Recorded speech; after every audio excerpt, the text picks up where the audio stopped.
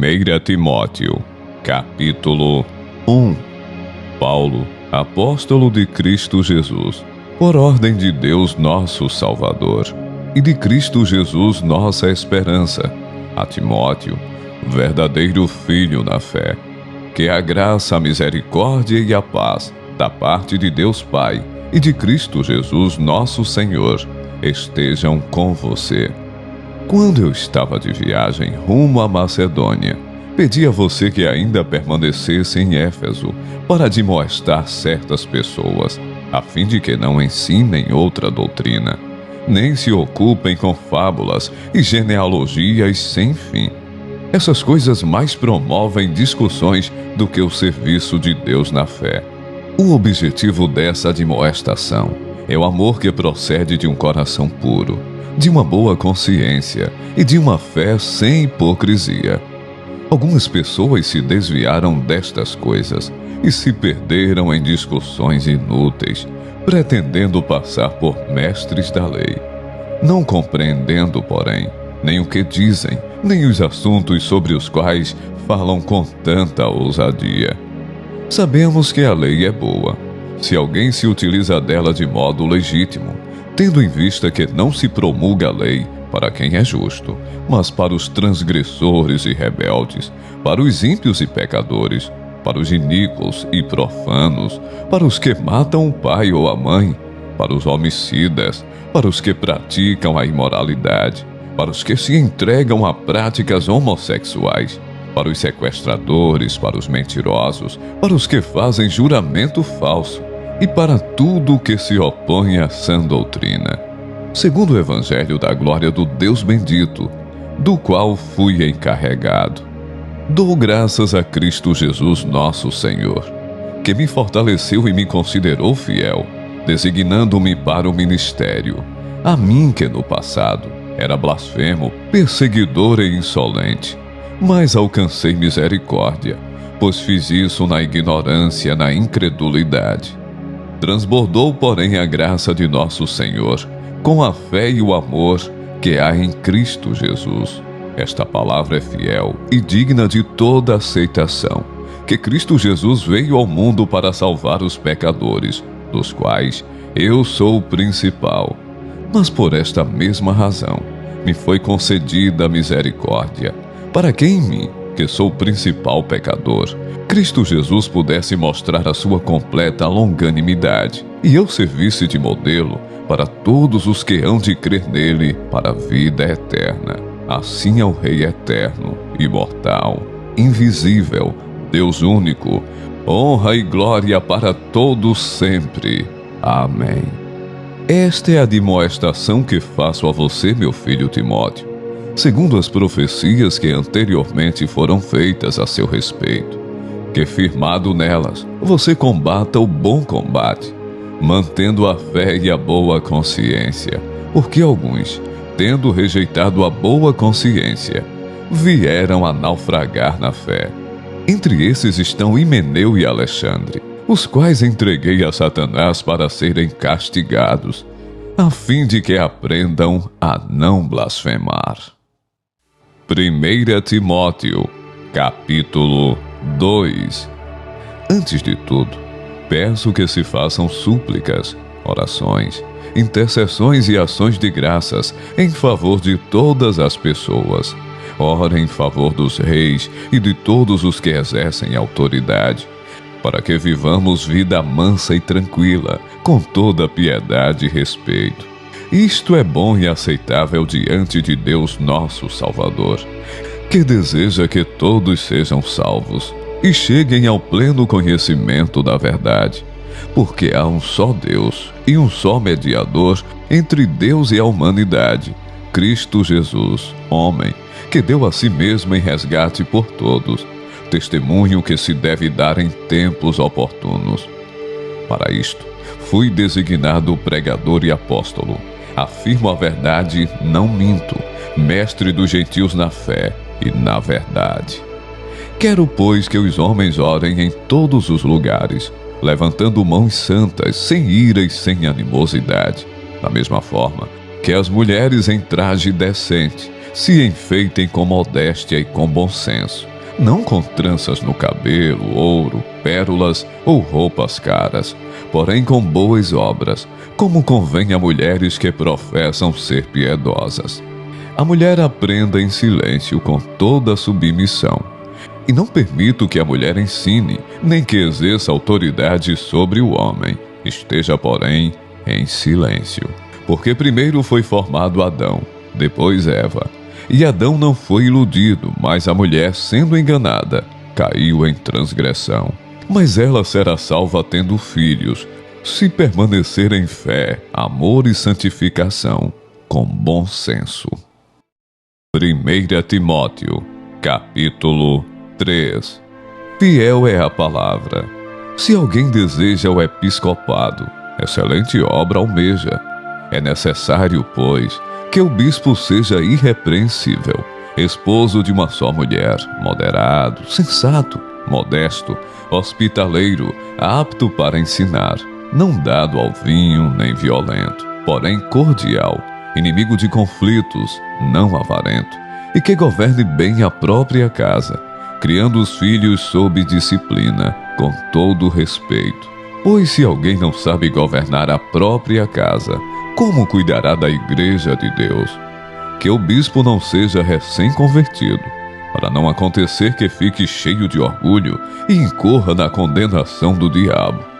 É necessário também que ele tenha bom testemunho dos de fora, a fim de não cair na desonra e no laço do diabo. Do mesmo modo, quanto a diáconos, é necessário que sejam respeitáveis, de uma só palavra, não inclinados a muito vinho, não gananciosos, conservando o ministério da fé com a consciência limpa. Também estes devem ser primeiramente experimentados, e caso se mostrem irrepreensíveis, que exerçam diaconato. Do mesmo modo, quanto a mulheres, é necessário que elas sejam respeitáveis, não maldizentes, moderadas e fiéis em tudo. O diácono seja marido de uma só mulher, e governe bem os seus filhos e a própria casa, pois os que desempenharem bem o diaconato alcançarão para si mesmos uma posição de honra e muita ousadia na fé em Cristo Jesus. Escrevo estas coisas a você, esperando ir vê-lo em breve. Mas se eu demorar, você saberá como se deve proceder na casa de Deus, que é a igreja do Deus vivo, coluna e fundamento da verdade. Sem dúvida, grande é o ministério da piedade. Aquele que foi manifestado na carne foi justificado em espírito, visto pelos anjos, pregando entre os gentios, crido no mundo, recebido na glória. 1 Timóteo, capítulo 4. Ora, o Espírito afirma expressamente que nos últimos tempos alguns apostatarão da fé, por obedecerem a espíritos enganadores e ensinos de demônios, pela hipocrisia dos que falam mentiras e que têm a consciência cauterizada, que proíbem o casamento e exigem abstinência de alimentos que Deus criou, para serem recebidos com gratidão pelos que creem e conhecem a verdade. Pois tudo o que Deus criou é bom, e se recebido com gratidão, nada é recusável, porque é santificado pela palavra de Deus, pela oração. Expondo estas coisas aos irmãos, você será um bom ministro de Cristo Jesus, alimentando com as palavras da fé e da boa doutrina que você tem seguido. Mas rejeite as fábulas profanas e de velhas caducas. Exercite-se pessoalmente na piedade, pois o exercício físico tem algum valor, mas a piedade tem valor para tudo, porque tem a promessa da vida, que agora é e da que há de vir. Fiel é esta palavra, e digna de inteira aceitação. Pois é para esse fim que trabalhamos e nos esforçamos, porque temos posto a nossa esperança no Deus vivo, Salvador de todos, especialmente dos que creem. Ordene estas coisas e ensine-as. Ninguém o despreze por você ser jovem. Pelo contrário, seja um exemplo para os fiéis na palavra, na conduta, no amor, na fé, na pureza. Até a minha chegada, dedique-se à leitura pública das Escrituras, à exortação, ao ensino. Não seja negligente para com o dom que você recebeu, o qual lhe foi dado mediante profecia, com a imposição das mãos do presbitério. Medite estas coisas e dedique-se a elas, para que o seu progresso seja visto por todos. Cuide de você mesmo e da doutrina. Continue nestes deveres, porque fazendo assim, você salvará tanto a si mesmo, como aos que o ouvem. 1 Timóteo, capítulo 5. Não repreenda um homem mais velho. Pelo contrário, exorte-o como você faria com seu pai. Trate os mais jovens como irmãos, as mulheres mais velhas como mães, e as mais jovens como irmãs, com toda a pureza. Honre as viúvas que não têm ninguém para cuidar delas. Mas se alguma viúva tem filhos ou netos, que estes aprendam primeiro a exercer piedade para com a própria casa e a recompensar os seus pais, pois isto é aceitável diante de Deus. Aquela que é viúva de fato e não tem ninguém para cuidar dela, espera em Deus e persevera em súplicas e orações noite e dia. Entretanto, a que se entrega aos prazeres mesmo viva está morta. Ordene estas coisas para que sejam irrepreensíveis. Se alguém não tem cuidado dos seus, e especialmente dos da própria casa, esse negou a fé e é pior do que o descrente. Somente poderá ser incluída na lista de viúvas aquela que tiver mais de 60 anos, que tiver sido esposa de um só marido, e que seja recomendada pelo testemunho de boas obras, se criou filhos, se exercitou hospitalidade, se lavou os pés dos santos, se socorreu os atribulados, se viveu na prática zelosa de todo tipo de boa obra. Mas não inclua na lista viúvas mais novas, porque quando seus desejos fazem com que se afastem de Cristo, querem casar, tornando-se condenáveis por anularem o seu primeiro compromisso.